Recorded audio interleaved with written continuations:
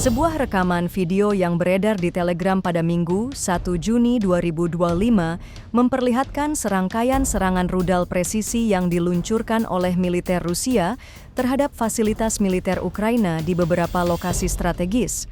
Video pertama menampilkan momen penghancuran sebuah tempat pelatihan militer angkatan bersenjata Ukraina. Sumber-sumber Ukraina mengonfirmasi serangan tersebut dan melaporkan sedikitnya 12 orang tewas dalam insiden tersebut. Video kedua merekam serangan menggunakan rudal balistik Iskander dengan hulu ledak cluster. Targetnya adalah posisi awak UAV yang berada di lapangan terbang dekat kota Krolevets, sekitar 53 km dari perbatasan Rusia. Video ketiga menunjukkan serangan rudal anti-kapal KH-35U yang diluncurkan oleh pasukan Dirgantara Rusia. Rudal tersebut menghantam posisi awak UAV di dekat desa Voronezh yang berjarak sekitar 45 km dari garis perbatasan. Serangan-serangan ini menunjukkan kemampuan serangan jarak jauh Rusia dalam menghancurkan infrastruktur militer penting Ukraina, termasuk pos komando, pangkalan UAV, dan pusat pelatihan personel.